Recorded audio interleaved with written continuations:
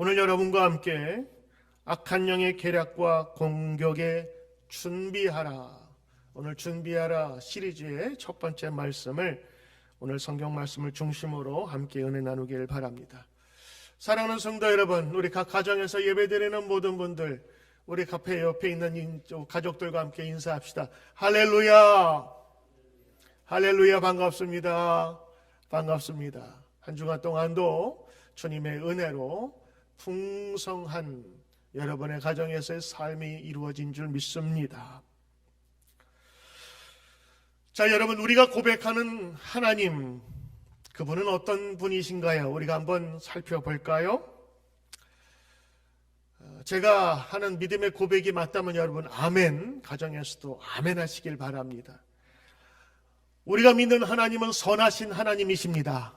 아멘. 우리가 믿는 하나님은 우주 만물을 그의 선하신 뜻으로 만드신 분이십니다. 아멘.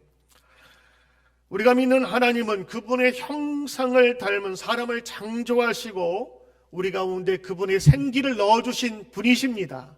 아멘. 세상의 모든 것을 다 주신 분이십니다. 아멘.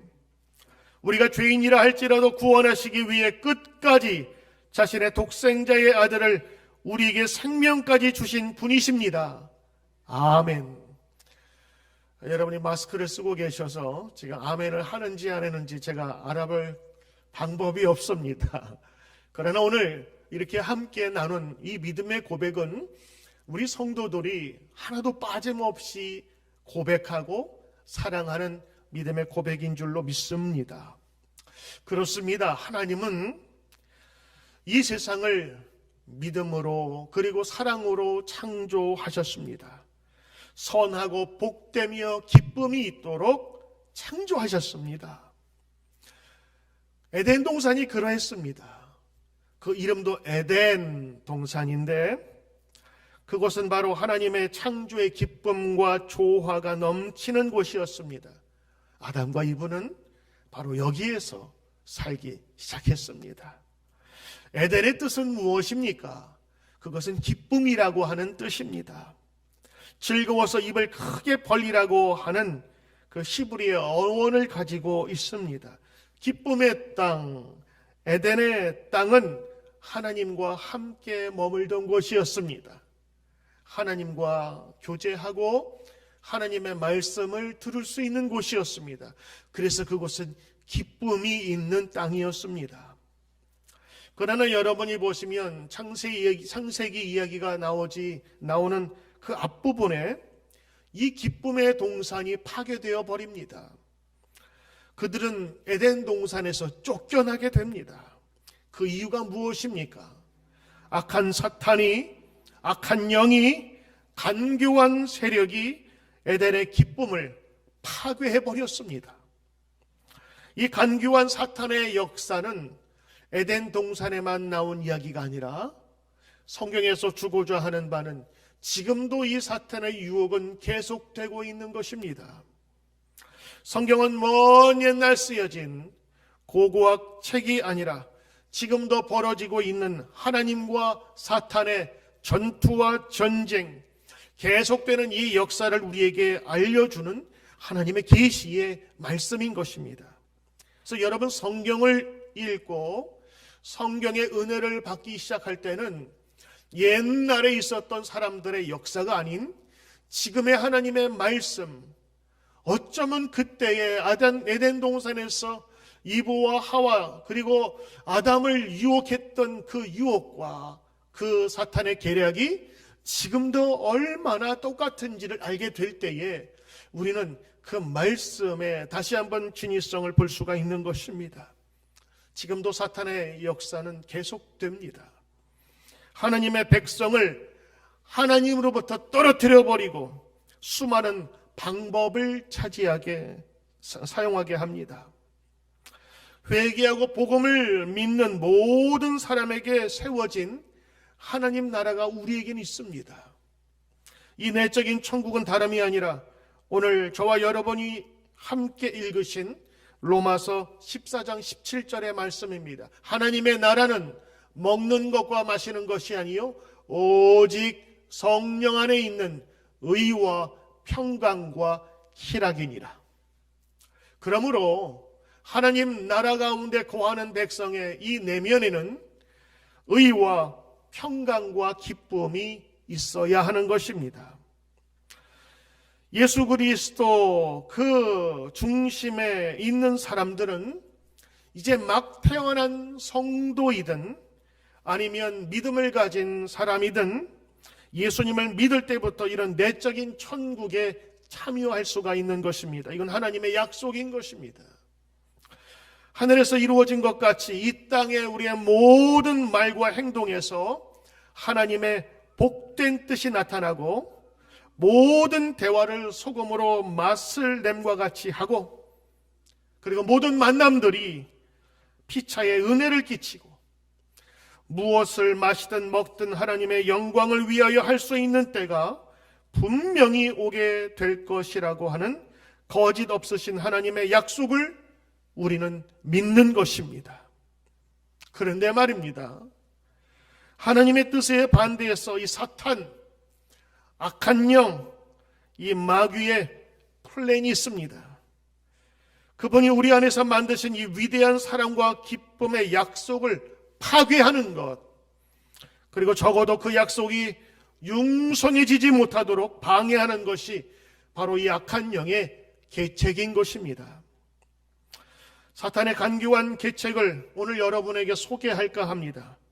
그리고 이 사탄이 사용하는 날카롭고 사나운 창과 같은 이것에 대해서 어떻게 응대하고 대응해야 할까를 오늘 말씀을 통해 어떻게 준비해야 하는가를 나누고자 합니다. 사탄의 영, 그리고 악한 영, 이 미혹의 영이 성도를 건드리는 세 가지가 있습니다. 그것은 바로 성령 안에서의 기쁨과 평화와 의라고 하는 것입니다. 로마서 14장 17절에 하나님의 나라는 먹는 것과 마시는 것이 아니요 오직 성령 안에 있는 의와 평강과 희락이니라. 첫 번째, 악한 사탄은 성령 안에 있는 성도의 기쁨을 공격합니다. 이 대적자 악한 영은 반드시 우리가 얻어야 할 하나님 나라의 완성과 아직 그것을 온전하게 얻지 못한 현실을 대비시킵니다. 우리가 이미 얻은 것, 그것이 초보적인 믿음과 거룩한 것에 대해서 실망하고 기뻐하지 못하게 합니다. 그래서 앞으로 소유하게 될 것들 때문에 지금 소유하고 있는 작은 것에 기뻐하지 못하게 합니다. 하늘의 영광과 기쁨은 큰 것인데 너는 지금 택도 없다. 감히 내가 어떻게 그곳에 있을 수 있느냐 하면서 우리를 공격합니다. 여러분, 건강한 사람도 병치레를 많이 하거나 병상에 오래 누워 있으면 몸과 마음이 쇠약해집니다. 이건 너무 당연한 것입니다. 저희 아버님도 얼마나 건강하셨는지 모르겠어요. 6개월 정도 병원 생활하시니까 다리에 근육이 다 빠져버렸어요. 그리고 그 병실에서 함께 돕는 우리 어머니도 보니까 몸과 마음이 함께 약해지시고 힘들어지시더라고요. 우리는 우리도 모르는 사이에 이 팬데믹이라고 하는 전 세계 유행법이 온 세상에 퍼진 이런 환경과 집에서의 자가 근무, 여러 사람들과의 사회적인 거리가 떨어짐으로 말미암아서 우리는 이미 자연스럽게 되었을지 모르지만 우리도 모르는 사이에 이 내적으로 약해져 있습니다. 영적으로 약해져 있어요.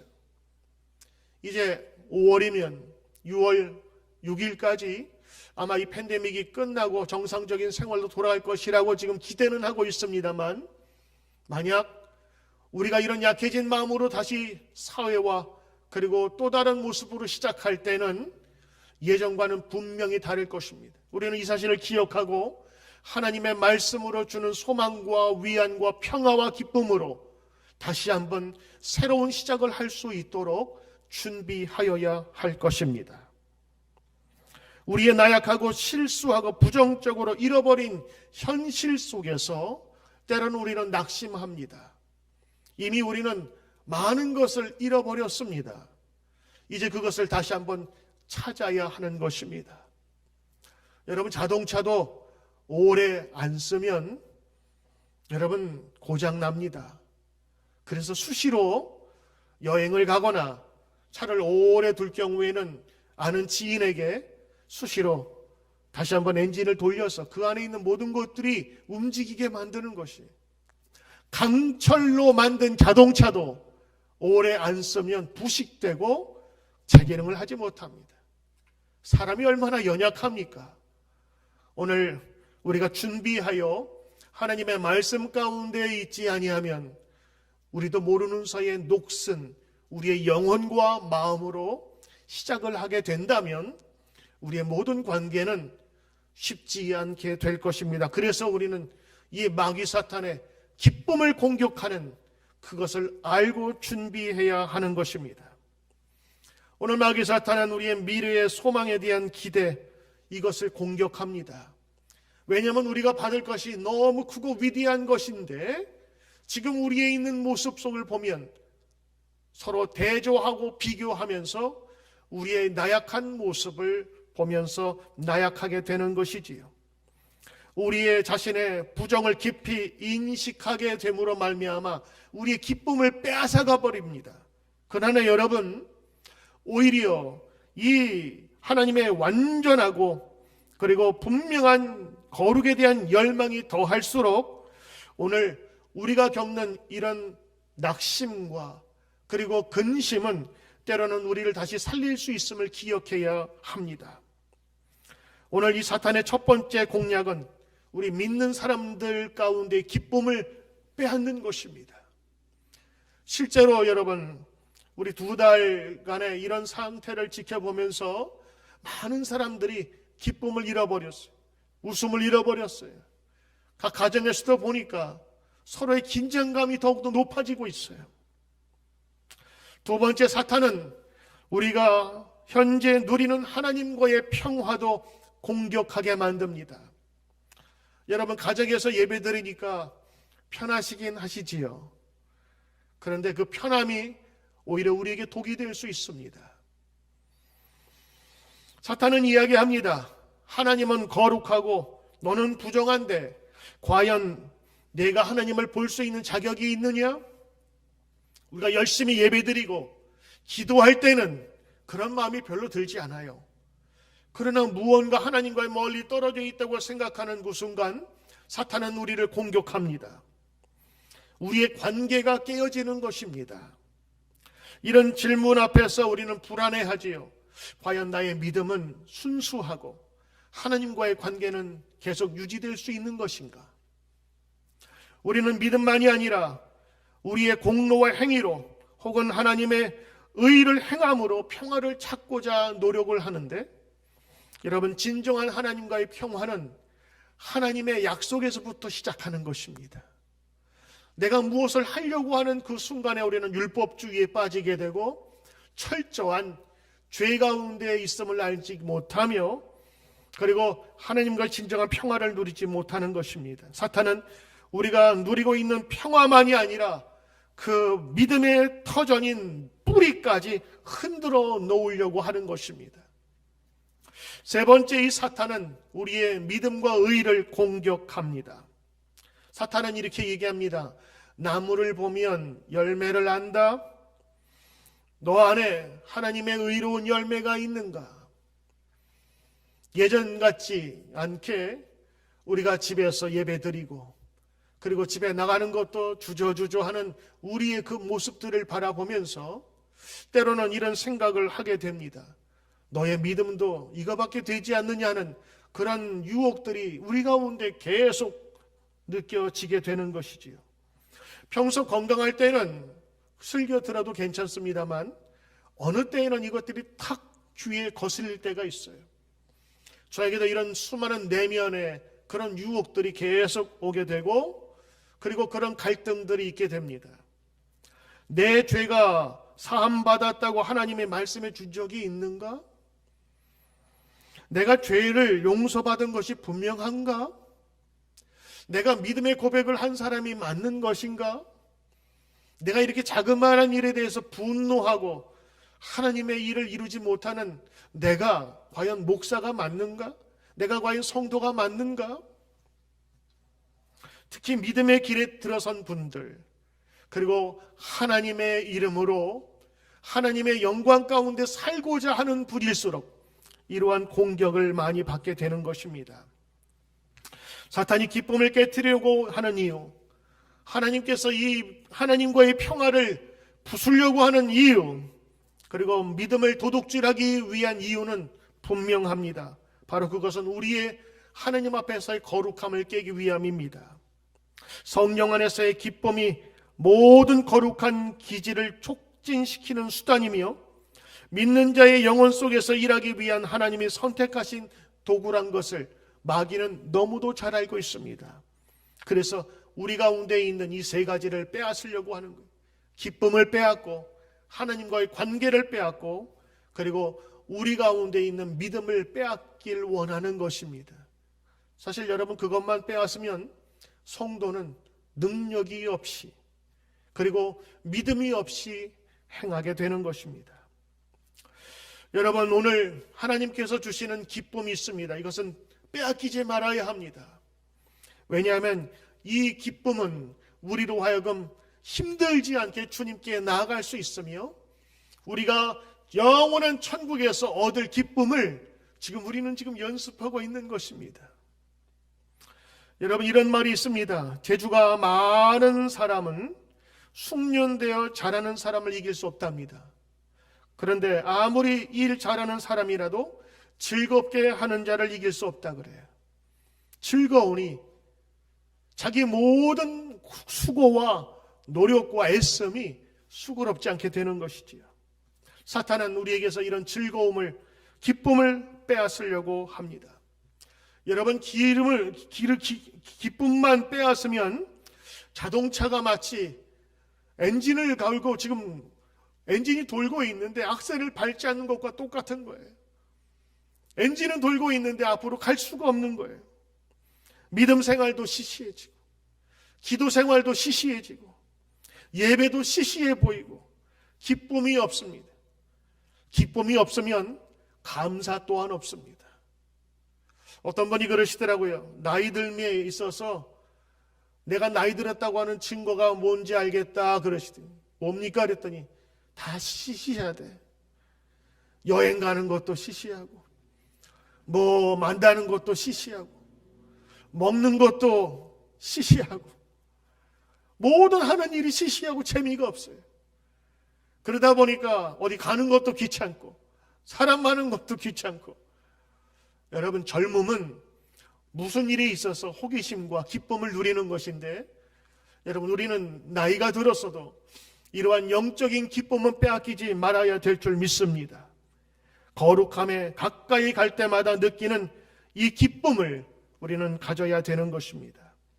사탄이 평화를 흔드는 이유가 있습니다. 바로 그것은 우리 안에서 그 평화는 하나님과의 형상을 받은 자가 하나님과 교통하는 프로토콜, 바로 도구이기 때문입니다.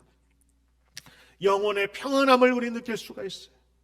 하나님 안에 거하는 마음의 평안이 있습니다. 예수님 보혈 안에 안식이 있습니다. 이런 것보다 더 거룩하게 도움이 되는 것은 없습니다. 우리 부모님 주일을 맞이해서 부모님께 효도합시다. 그런 마음으로 제가 지난주에 말씀을 드렸는데 저는 거의 매일마다 안부 전화를 부모님께 묻습니다. 어제도 저녁에 예배가 한 끝날 쯤 시간 되는 한 12시 정도의 전화를 드렸더니 마침 한국에서도 그때 주일날 12시니까 예배를 드리고 계시더라고요. 지금은 밖에 나갈 수가 없어서 TV로 예배를 보고 있는데 그때 마지막 찬양을 부르시더라고요. 그래서 제가 끊을 수 없어서 그냥 같이 듣기만 했어요. 그랬더니 찬양을 하시는 거예요. 우리 어머니가, 우리 아버지하고. 그 예배 보시면서 같이 집에서 고마워라 임마누엘, 이미 70이 넘으신 그 노부모님께서 찬양을 하시면서 감사의 고백으로 찬양하는 모습을 보니까 야, 예수 믿는 것이 참 귀하구나. 예수 안 믿는 노인들은 희망도 없고 몸도 상하고 약속도 없는 상태에서 어떻게 지낼까? 저분들은 예배를 드리면서 하나님의 축복에 대해서 감사하고 기쁨을 가진 것, 참 예수 믿는 것이 귀하고 고맙다라는 생각을 하게 되었습니다. 그렇습니다. 하나님께서 주시는 평강이 있습니다. 평화가 있습니다. 하나님과의 평화가 없으면 어떻게 됩니까? 하나님에 대해서 갖는 두려움이 생기게 됩니다. 우리의 영혼은 얼어붙게 만들고 영적인 생활에 이 미천인 믿음을 막아버립니다. 하나님을 향한 마음의 사랑을 정지시켜버리는 것입니다.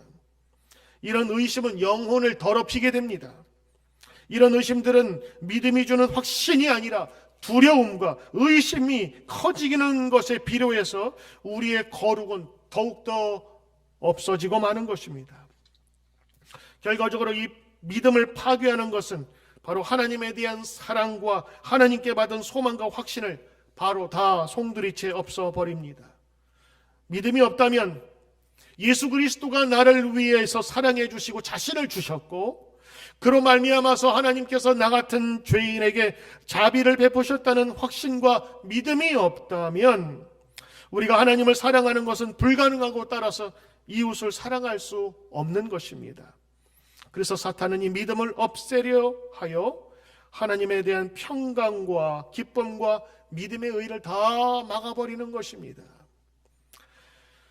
우리 모든 성도들이 우리의 믿음의 초기에 가졌던, 그리고 여러분 은혜 받았을 때 그 기쁨과 평강과 하나님에 대한 이 믿음을 끝까지 확신을 지키며 주님께 나아가는 귀한 성도 되길 주의 이름으로 축원합니다. 사탄이 우리의 믿음을 공격하고 파괴할 때 우리는 준비하고 대비해야 합니다. 오늘 여러분 그 대비책을 말씀드립니다. 첫째, 사탄이 믿음을 기쁨을 공격할 때입니다. 사탄이 우리의 죄를 보게 하고 거룩이 없는 사람은 주님을 볼 수 없다면서 주님 안에서의 우리의 기쁨을 빼앗으려고 합니다. 특별히 이런 몸과 마음이 지쳐 있는 때에 마귀가 던진 그 질문은 우리에게 날카로운 창이 되어 우리를 베어버릴 때가 많습니다. 여러분, 때로는 우리의 죄와 우리의 허물과 우리의 약함과 우리의 연약함이 보이게 되면 그 연약함으로 주저앉아야 될 것이 아니라 오히려 하나님의 은혜를, 기쁨을 얻을 수 있는 기회가 된다는 것을 여러분 기억해야 합니다. 왜냐? 이런 어려움과 아픔 속에서 우리를 위해 생명을 주신 예수 그리스도가 우리에게 있음을 더욱더 우리는 알기 때문입니다. 우리 가운데 죄를 보고, 우리 가운데 허물을 보고, 약함을 보고, 근심과 어려움 속에 있는 나 자신을 보게 될 때에 여러분 그것도 은혜가 되는 것입니다. 왜냐하면 우리의 약함을 볼 때 우리는 치료할 수가 있는 거예요. 골골 80이라는 말이 있지요. 어렵고 자기가 아프다고 생각하는 사람은 병원을 많이 갑니다. 그런데 어느 날 건강하던 분이 한 번 쓰러지면 일어나질 못하게 돼요. 죄를 볼 수 있는 것도 능력이고 그것도 은혜입니다. 왜냐하면 자신의 약함을 통해서 주님께 나아갈 수 있기 때문입니다. 여러분, 이 코로나 사태로 인해서 우리의 몸과 마음이 약해지고 있을 때 우리는 주님 앞에 나가야 합니다. 주님, 우리를 도우소서. 오늘 제가 목회 기도한 것처럼 주님, 이 땅을 치료하여 주소서. 우리가 알지 못하는 가운데 다 무너져 있습니다. 넘어져 있습니다. 사업도 막히고 가게도 막히고 막막합니다. 그러나 이때에 더욱더 우리는 하나님께 나갈 수 있는 힘을 얻게 되는 것입니다. 죄가 사함을 받았다고 하는 그 놀라운 은혜가 우리 가운데 느껴질 때 우리는 기쁨을 빼앗길 수 없는 것입니다. 때로는 이런 어려운 때에 부정적인 감정들은 우리를 약화시키는 것이 아니라 오히려 증진시킨다는 것을 우리는 기억해야 합니다. 때로는 여러분 이런 환경이 어려울 때 우리 낙심하는 것은 어떤 때는 당연한 것입니다. 그것이 우리 인간의 한계이기 때문입니다. 그럴 때마다 하나님 우리에게 기쁨을 주시고 소망을 주옵소서 하는 믿음의 고백이 필요한 것입니다. 둘째, 마귀 사탄이 성령 안에 있는 우리 하나님과의 평화를 깨뜨리고 공격할 때입니다. 사탄은 유혹합니다. 하나님과의 관계가 깨어지지 않았는가? 우리를 계속해서 시험합니다. 하나님은 거룩하신데 너는 부정하다. 내가 어떻게 하나님의 은혜 안에 거할 수 있다는 말인가? 너의 지금 모습을 보아라. 사탄이 이렇게 공격한다면 여러분의 의지로 싸우지 마십시오. 여러분의 의지로 싸울 수 없습니다. 하나님의 방법으로 행하십시오. 이건 자기 의지로 싸운다는 것은 적은 대포를 쏘고 있는데 우리는 지금 소총 가지고 권총 가지고 쏘는 것과 다를 바가 없습니다. 군인이 전투를 하게 되면 전투 교범이라는 것이 있습니다. 가장 효과적이고 적극적인 전투 교범에 의존하고 교정할 때에 가장 효과적인 결과를 얻을 수 있습니다. 우리에게도 전투 교범이 있습니다. 악한 마귀와 싸울 때의 그 교범 중에 가장 좋은 것은 하나님의 말씀인 것입니다. 할렐루야. 말씀을 굳게 잡으십시오. 예수님도 오늘 여러분 성경에 읽은 것처럼 마귀의 시험을 받았어요. 예수님조차도 마귀의 시험을 받았단 말이에요.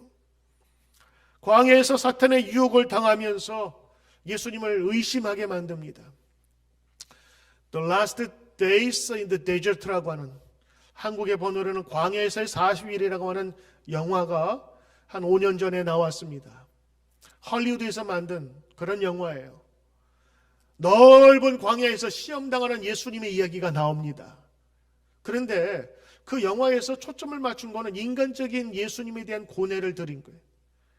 예수님이 그 넓은 광야 속에서 40일간 무엇을 하셨을까? 밥 먹는 때도 없어 금식하셨어요. 오로지 그 광야 속에서 준비를 하고 있었던 바로 그때에 그곳에서 주고자 하는 메시지는 뭐냐면 예수님도 시험을 받았다고 하는 거예요. 근데 그 예수님의 그 당한 시험에 보면 자꾸 그 속에 의심을 심어주는 거예요. 의심을. 그 속에 하나님에 대한 의심을 심어주고 하나님에 대한 기쁨을 빼앗고 하나님에 대한 관계가 끊어졌다고 하는 것. 사명자로 오셔서 이제 새롭게 시작하려는 예수님에게 의심을 자꾸 넘어지고 고난을 주고 고통을 주고 그리고 나약하게 만든다. 예수님께서 그것을 이기셨지요. 특별히 40일 지난 이후에 성경은 이야기하는데 여러분 40일 동안에 한 번만 있었던 게 아니에요. 예수님은 매일매일 매 순간순간마다 그런 시험을 받으셨다고 하는 것을 성경에 볼 수 있어요. 예수님께서 이 마귀의 시험에서 이것은 주문도 아닙니다. 억지 부린 것도 아닙니다. 그리고 자기 체면도 아니었어요. 여러분 성경에 보시면 하나님의 말씀으로 이기셨다는 것 여러분 아시지요? 마귀가 유혹합니다. 가장 배고플 때입니다. 내가 하나님의 아들이거든. 명하여 이 돌들로 떡이 되게 하라. 지금 말하면 떡은 음식입니다. 진수성찬 뷔페식을 좀 만들어서 먹으라라고 하는 거예요. 그때 예수님께서 뭐라고 말씀하십니까? 기록되었으되, 이거는 예수님의 말씀입니다. 성경에 기록되었는데 사람이 떡으로만 살 것이 아니라 하나님의 입으로 나오는 모든 말씀으로 먹을 것이라. 여러분 신명기 8장 3절의 말씀입니다. 두 번째 마귀가 거룩한 성으로 데려다가 성전 꼭대기에 세웁니다. 그리고 야 뛰어내려봐라. 그러면 천사들이 너를 받들어 상하지 않게 하리라. 이렇게 얘기를 합니다. 그때 예수님께서 말씀하십니다. 7절의 말씀. 또 기록되었으되 주 너의 하나님을 시험하지 말라 하였느니라. 이 마귀야. 여러분 이 말씀은 신명기 6장 16절 말씀입니다. 세 번째 마귀가 아주 지극히 높은 산으로 데려가서 온 천하 만국을 보여주면서 이야기합니다. 9절에 내게 만일 엎드려 경배하면 이 모든 것을 너에게 주리라. 나에게 엎드려 절하라. 나에게 굴복하라. 순종하라고 얘기합니다. 10절에 예수께서 말씀하시되 이렇게 사탄은 물러가라. 기록되었으되 주 너의 하나님께 경배하고 다만 그만을 섬기라 하였느니라. 신명기 6장 13절 말씀입니다. 예수님이 마귀를 대적한 것은 하나님의 말씀이었습니다. 하나님의 말씀으로 이기셨습니다. 그러므로 우리 모든 성도들도 예수님과 같은 마음으로 이 마귀를 물리쳐야 합니다. 우리의 감정이 아닙니다. 지금 상해 있거나 넘어져 있거나 약한 우리의 모습이 아닙니다. 병들어서 병상에 있을지라도 우리의 나약한 모습으로 나가는 것이 아니라 말씀의 근거에서 나가야 되는 것입니다.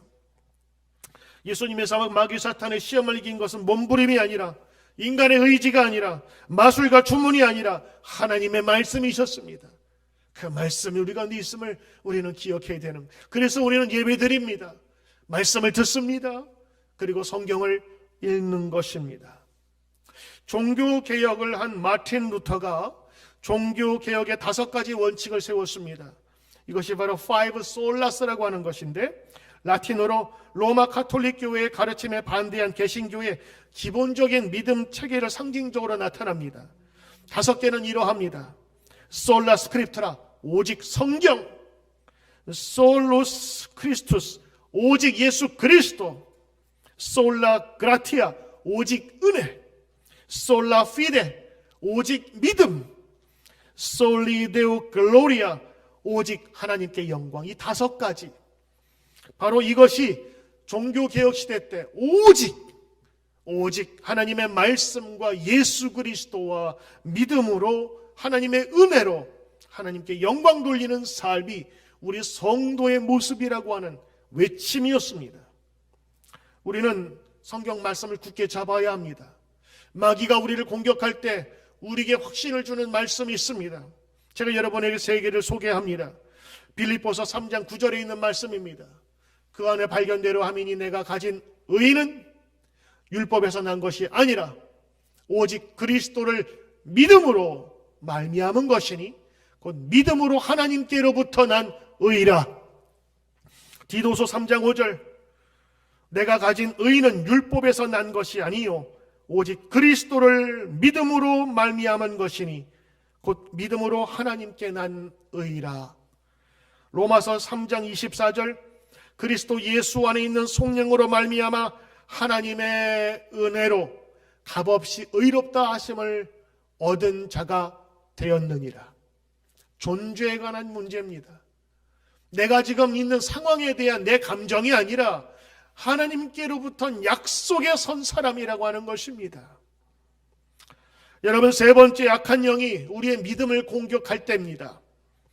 하나님이 사랑하신다는 확신을 우리가 가지고 믿음 생활해야 되는데 이 확신이 약해질 때가 있습니다. 그리고 우리의 약한 부분을 건드립니다. 평상시에 우리의 스킨, 우리의 이 살을 건드리거나 그러면 아무 문제가 없어요. 근데 여러분, 뾰루지 같은 거 있지요. 이런 거 났을 때 건드리면 움찔움찔 거리듯 우리의 마귀는 약한 우리의 부분을 건드려요. 우리는 지금 많이 상해 있습니다. 예전 같지 않습니다. 이런 때에 우리의 약한 모습들을 사탄은 교묘하게 건드리기 시작합니다. 우리의 믿음을 공격합니다. 이때에도 하나님의 말씀이 우리를 돕습니다. 요한일서 2장 1절 나의 자녀들아 내가 이것을 너희에게 쓰면 너희로 죄를 범하지 않게 하라 함이라. 만일 누가 죄를 범하여도 낙심하여도 의심이 들어도 아버지 앞에서 우리에게 대언자가 있느니라. 변호사가 있는데 바로 그분은 바로 의로우신 예수 그리스도시라. 갈라디아서 2장 20절 내가 그리스도와 함께 십자가에 못 박혔나니 그런즉 이제는 내가 산 것이 아니요 오직 내 안에 계신 그리스도께서 사신 것이라. 내가 육체 가운데 사는 것은 나를 사랑하사 나를 위하여 자기 자신을 버리신 하나님의 아들을 믿는 믿음 안에서 사는 것이라. 그렇습니다. 나를 위해 죽으신 분이 계시고 나를 위해 끝까지 사랑하신 분이 있어요. 이제 그분의 믿음 안에 사는 것이라. 특별히 여러분 이런 어려운 때에 우리가 믿음 안에 산다는 것을 기억하시. 그 믿음은 하나님께서 나를 위해 주신 완전한 사랑 안에 있다고 하는 마음의 확신인 것입니다. 우리가 하나님의 영원한 본향인 천국에 가는 동안 우리 또한 예수님처럼 시험 받을 때가 있다고 하는 것을 기억해야 합니다. 도전과 유혹을 끊임없이 받을 수밖에 없는 존재임을 인정해야 합니다. 오늘 이 인간의 한계 속에서 우리는 하나님의 능력으로 이길 수 있음도 기억해야 합니다. 예수님을 세상에 보내셨고 예수님은 성령을 우리에게 보내셔서 세상 끝날까지 내가 너와 함께 하리라 하시는 이 말씀을 우리가 붙잡고 준비해야 합니다. 군인이 준비 태세를 할 때는 완전 군장을 할 때가 많습니다. 특별히 5분 대기조라고 있습니다. 그거는 어떤 순간에도 완전 무장을 하고 5분 만에 출동해야 된다는 그런 개념을 가진 그런 조입니다. 부대마다 돌아가면서 그것을 맡기도 하는데 그것을 맡을 때에는요 풀지도 못합니다. 워커도 벗지 못합니다. 그대로 누워있다가 사이렌만 울리면 언제든지 총을 들고 트럭에 타서 출동할 대세 5분 안에 이루어져야 되는 거예요. 여러분 5분이 짧기도 하지만 굉장히 길기도 합니다. 우리 모든 성도는 준비해야 합니다. 이제 새로운 시대 속에서 우리는 다시 시작을 해야 할 것입니다. 이미 많이 상해 있는 우리의 몸을 하나님의 말씀으로 나의 믿음 가운데 약해져 있는 부분을 채우고 이제 다시 나가야 하는 것입니다. 때로는 이 사탄과 유혹과 시험이 우리에게 온다 할지라도 우리는 이것을 믿음에 승화시킬 수 있는 계기로 삼아야 합니다. 우리를 방해하는 것들이 있습니다. 그러나 방해하는 것들 때문에 우리가 믿음이 더욱더 든든해지고 그리고 힘차게 나갈 수 있다는 사실을 압니까? 바람이 거세면 거셀수록 배가 나가기 힘듭니다. 그러나 이 닻을 뒤로 돌리면 우리를 막아서는 바람이 오히려 더 빨리 가게 만드는 것입니다. 비행기를 여러분 조종하시는 분의 얘기입니다. 비행기가 가장 설계를 할 때 중요하게 여기는 부분은 공기의 저항을 최소화하는 것입니다. 맞지요? 그래야만 더 빨리 갈 수 있는 겁니다. 그것을 항공역학적으로 다 계산해서 비행기를 제작하고 유선용으로 만드는 것이지요. 근데 여러분 아십니까? 공기의 저항이 없으면 하늘을 날지 못한다는 사실을. 비행기가 뜰 수 있는 거는 바람의 저항이 있기 때문에 그 저항으로 그 몇십 톤 되는 그 비행기를 띄울 수 있는 거예요. 바람의 저항이 없으면 날 수가 없어요. 이 날개는 엔진을 날기 위한 것이 아니라 그 바람으로 말미암아 뜨게 만드는 것입니다. 공기의 저항과 반대와 그리고 그 모든 그 역경은 오히려 그 무거운 것을 떠서 목적을 이룰 수 있게 하는 것입니다. 그러므로 우리 이 시대에 많은 성도님들 낙심되고 외로워하고 힘들고 때로는 믿음을 공격당할 때 오히려 우리는 그 어려운 환경을 통해서 주님 앞에 더욱더 날아갈 수 있음을 우리는 믿음으로 고백하며 준비해야 하는 것입니다. 낙담하지 마십시오. 우리 어르신들 가끔 제가 우리 전화를 하고 신방을 하면 그분들 얘기하세요. 외로워 죽겠대요. 외로워 죽겠대요. 힘들다고 하는 것이죠. 모든 관계들이 이제는 하나씩 떨어져서 내 주위에 아무 사람이 없는 것처럼 느껴질 때가 있다고 하는 것입니다. 여러분 우리 이때에 사탄의 공격이 있음을 기억해야 합니다. 지금도 끊임없이 우리 가운데 있는 이 공격을 우리는 이겨내야 하는 것이지요. 순전하고 완전한 사랑을 얻기까지 오늘 우리에게 믿음의 용기와 절제와 인내와 형제의 그리고 하나님에 대한 감사와 찬양을 더하도록 해야 할 것입니다. 베드로 후서 1장 11절 말씀입니다. 이같이 하면 우리 주 곧 구주 예수 그리스도의 영원한 나라에 들어감을 넉넉히 너희에게 주시리라. 여러분 사업하는 분들 어려우시지요? 새롭게 다시 시작하는 마음으로 해야 될 것입니다. 그동안 해왔던 것도 정리하시는 분도 계실 것이고 다시 한번 여러 가지 관계가 새롭게 시작하게 될 때에 여러분 오히려 이런 어려움이 새로운 시작을 알릴 수 있다는 것을 기쁨으로 시작하기를 바랍니다. 준비하시고 기름칠해야 됩니다. 영적으로 사랑으로 감사로 기름칠해야 합니다. 그렇지 않고서는 오래 두었던 자동차가 다시 출발할 때 뻑뻑거리는 것처럼 우리의 인생은 기쁨과 하나님과의 평화를 잃어버릴 것입니다. 이제 여러분, 우리는 준비해야 합니다. 사상 최초로 만난 이 팬데믹 사건 통해서 우리의 상처 입은 몸과 마음이 그리고 영혼이 다시 한번 하나님께 날아오를 수 있도록 우리 준비해야 합니다. 이제 다시 일상으로 돌아가야 될 바로 이때에 영적으로 준비하지 않고 가서는 우리는 예전처럼 달릴 수 없습니다. 캠핑을 가서 모기나 해충의 어려움을 경험하신 분들은 다음에 캠핑을 갈 때는 반드시 준비하는 게 있습니다. 스프레이 같은 거예요. 모기가 달려들지 않도록. 여러분, 이제 우리 경험한 다음에 또다시 이런 비슷한 경험들을 계속 할 것입니다. 낙심되고 회사 가고 사업하고 가게에 가도 예전 같지 않은 모습 속에서 다시 한번 우울해지고, 그러나 여러분 기억하시길 바랍니다. 준비하는 자, 하나님에 대한 영원한 소망은 우리 빼앗기지 않았습니다. 건강 빼앗기지 않았습니다.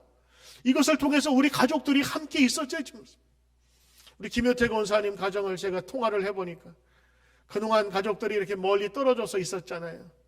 근데 아주 원 없이 요즘에 아주 삼시세끼라고 그러죠. 아침부터 저녁까지 그냥 계속 붙어 있어. 세상에 이런 때가 어디 있겠어요. 돈 주고도 못할 텐데, 아파도 병원에 있어도 그렇게 못할 텐데.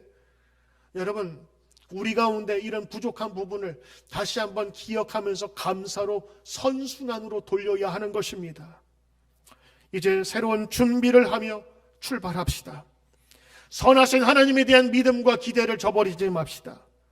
두 번째는 성령 안에서 주시는 기쁨을 빼앗기지 않도록, 그리고 하나님과의 관계인 이 평화를 빼앗기지 않도록, 그리고 주님 주신 이 믿음, 내가 이 믿는 믿음이 아니라 예수 그리스도께서 우리에게 주신 그 사랑과 그 넉넉한 자비 가운데 주신 그 믿음을 우리 다시 한번 지켜야 하는 것입니다.